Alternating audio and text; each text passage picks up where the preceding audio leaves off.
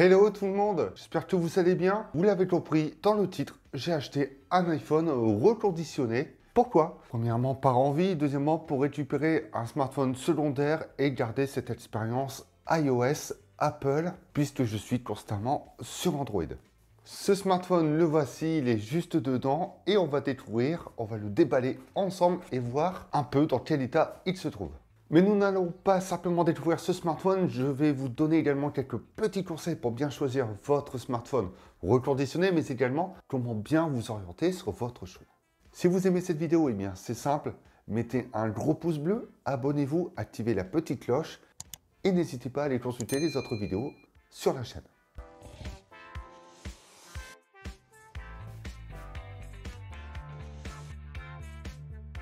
Parfois, on a vraiment du mal à se décider. Est-ce qu'on achète de seconde main, donc d'occasion? Est-ce que l'on achète en boutique physique? Est-ce que l'on achète chez un revendeur sur le web, un reconditionneur? Sur toutes les plateformes disponibles. Le mien, je l'ai acheté sur Cdiscount et j'ai appliqué à la lettre tout ce que je conseille quotidiennement ou dans les vidéos. À savoir que c'est également mon métier pour ceux qui ne me connaissent pas encore, qui me découvrent ou même qui ne savent pas ce que je fais au quotidien. Je suis dans le milieu donc de la téléphonie, de l'achat d'occasion, au reconditionnement et donc appliquer ce que je réalise au quotidien était important pour le personnel également. Outre les doutes, cette crainte d'acheter sans voir le produit, que le smartphone ne soit pas neuf, je l'ai eu également puisqu'on ne sait pas à quoi s'attendre lorsque l'on déballe le smartphone. Et pour ça, on s'appuie sur ce qu'on a au visuel, c'est-à-dire la fiche descriptive, notre pseudo-confiance que l'on donne à ce revendeur.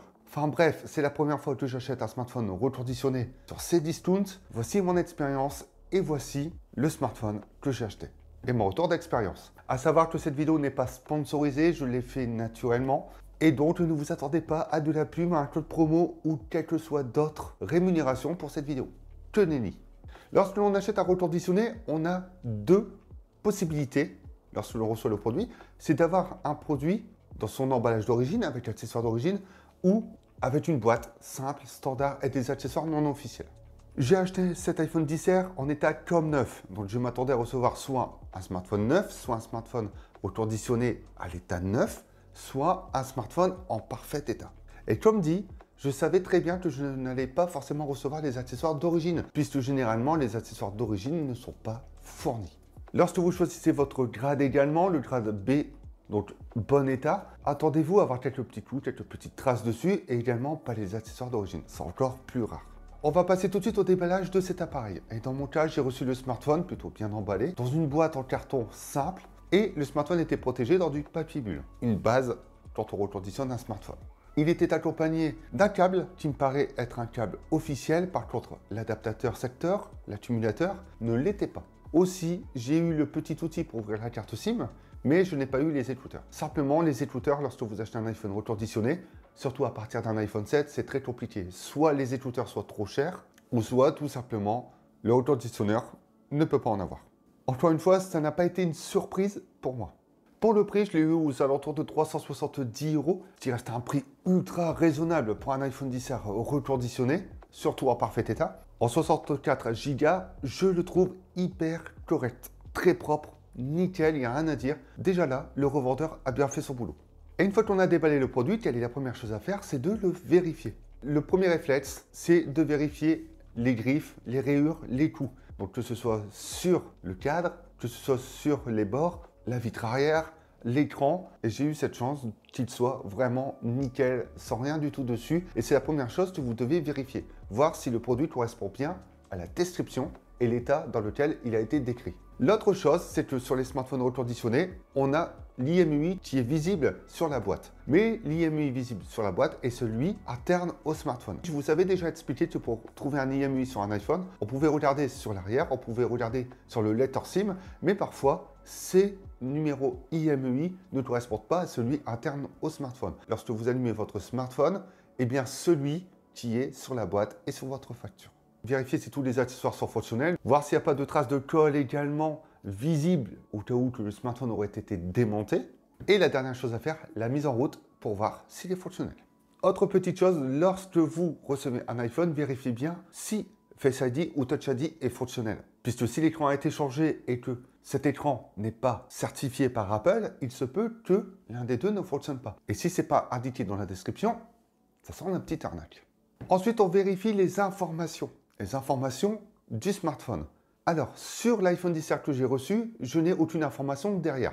Il est blanc, mais d'habitude, on retrouve le numéro de série, l'IMEI, etc. J'aime bien l'aspect blanc, sans aucune information, sans aucune écriture. C'est top. Par contre, il faut aller le rechercher directement depuis les réglages et les informations générales. Donc, vous pouvez aller sur le site d'Apple ou de Samsung ou autre pour vérifier si votre smartphone est premièrement un original, reconnu par la marque. Vous pouvez également savoir si le smartphone est reconditionné ou neuf. Et ça, j'avais déjà fait une vidéo dessus, une vidéo explicative sur comment le savoir, surtout pour un iPhone. Et il y a plusieurs lettres. Et ces lettres, donc, permettent de savoir s'il est neuf, reconditionné, s'il y a une gravure ou si ça a été un échange ou un remplacement. Pour moi, c'est la lettre N. Donc, c'est un smartphone qui a été changé ou remplacé. Et peut-être que la personne n'a pas gardé ou que la personne n'a pas été cherchée ou n'a pas voulu. Donc, le revendeur l'a peut-être racheté pour le revendre. Voici donc la provenance de mon smartphone. Ensuite, j'ai vérifié l'IMEI.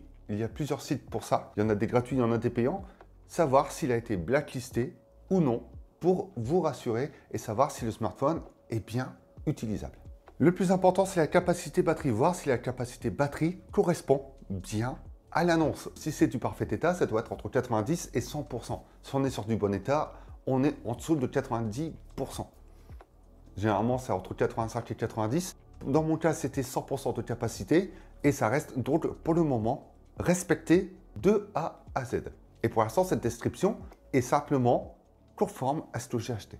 Testez bien l'appareil, testez-le très bien. Autonomie, appareil photo, appel avec votre carte SIM. Forcément, si vous l'avez acheté, vous allez mettre votre carte SIM. Voir s'il n'y a pas de problème sur l'écran, pas de brûlure, pas de traces dans le temps. Et tout ça avant votre délai de rétractation. Parce que ça, c'est très important si vous souhaitez obtenir un remboursement ou un échange du produit. La dernière chose que j'ai faite, c'est qu'à mon travail, j'ai un logiciel qui me permet de tester chaque smartphone. Je l'ai fait et l'iPhone 10R que j'ai acheté est simplement à 100% excellent. Et je suis content d'avoir appliqué toutes ces vérifications avant d'acheter le smartphone et de m'être renseigné sur le revendeur et de voir les avis dessus. On est rassuré de l'achat que l'on a effectué. Maintenant, il y a l'expérience après. Ça fait une semaine que je l'ai acheté et je n'ai vraiment rien à dire dessus. L'autonomie est excellente. J'arrive à faire ma journée facilement en l'utilisant à fond. L'expérience utilisateur est simplement top. Le visuel est toujours aussi plaisant parce que le smartphone est en super bon état. Il est vraiment comme neuf. Aucun problème avec le tactile, aucun problème avec l'appareil photo. En bref, je suis réellement satisfait de l'achat que j'ai fait. Je préfère acheter de seconde main parce que j'ai généralement le produit, le smartphone dans les mains et je peux faire les vérifications moi-même et je peux également déjà m'y habituer. Par contre, en reconditionné, on ne sait pas à quoi s'attendre. On a toujours cette appréhension de peut-être se faire arnaquer. À savoir que dans le reconditionnement, lorsque l'on achète un smartphone reconditionné, il se peut que certaines pièces ne soient pas changées. Ça ne veut pas dire que tous les composants ont été changés. On a également les entreprises qui reconditionnent, qui rachètent les téléphones avec des soucis, qui retapent et qui les remettent à la commercialisation. Enfin, il y a tout type de reconditionnement et ça va faire partie des choses à savoir si vous faites votre recherche. Mes conseils pour acheter un smartphone reconditionné sans être déçu. La première chose, et c'est la plus importante, c'est de vous renseigner sur le revendeur. Lisez la description, lisez la durée de la garantie parce que généralement elle est de 24 mois, surtout sur un smartphone parfait état comme neuf. Essayez de voir où se trouve l'entreprise, de la géolocaliser, où elle est implantée, depuis combien de temps l'entreprise revend sur la plateforme, la durée de garantie, les produits que vend ce revendeur, mais surtout, n'hésitez pas à lui envoyer un message s'il faut pour qu'il puisse vous rassurer et pourquoi pas des photos d'un produit en parfait état et en bon état. Ça pourrait mieux vous cibler avant de vous lancer. Ensuite, il y a le prix à vérifier. Ne sautez pas sur la première bonne occasion que vous trouvez. Parce que souvent, on regarde plus le prix que la fiche descriptive et l'état du smartphone ou même la garantie.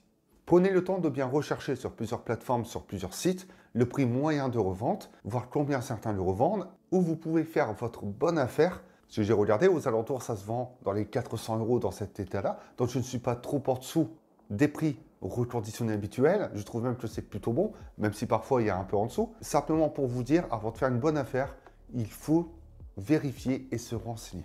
Et encore une fois, on peut éviter une très mauvaise surprise. Le but n'est pas d'être déçu lorsque l'on achète un smartphone reconditionné à l'aveuglette sur le web.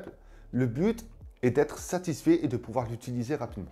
La troisième chose, c'est de prendre son temps. Et prenez votre temps de tout vérifier, de chercher un petit peu.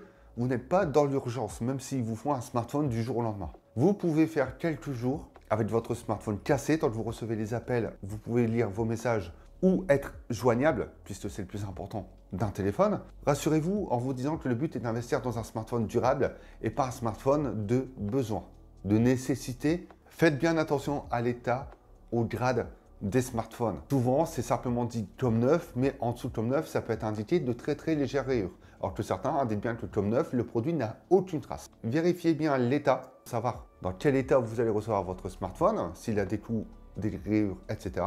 Pour la capacité de la batterie, pour les accessoires fournis, c'est vraiment pour l'ensemble du produit et de ce qui est fourni avec. Et la dernière chose, c'est ce que je disais, vous pouvez envoyer un mail pour savoir si la personne utilise des composants génériques ou des composants génériques mais certifiés par la marque du smartphone que vous souhaitez acheter. Ça peut être très important. Si vous vous retrouvez avec une batterie capacité 100% mais avec laquelle vous faites votre demi-journée, c'est que la batterie est de très très mauvaise qualité. Le revendeur, et là on joue sur les mots, a donc commercialisé un produit conforme à sa description, mais par contre, il ne certifie en aucun cas qu'il est responsable de la qualité du produit. Donc, vérifiez bien ça dans les 15 jours de rétractation.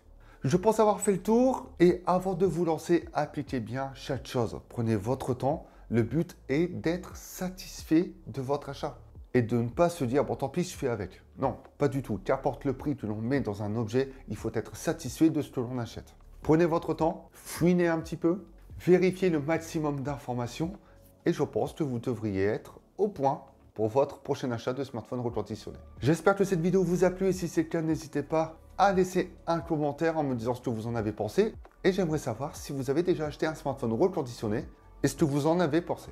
On se retrouve bientôt pour d'autres vidéos. Pendant cela, prenez soin de vous et surtout, amusez-vous bien avec vos smartphones.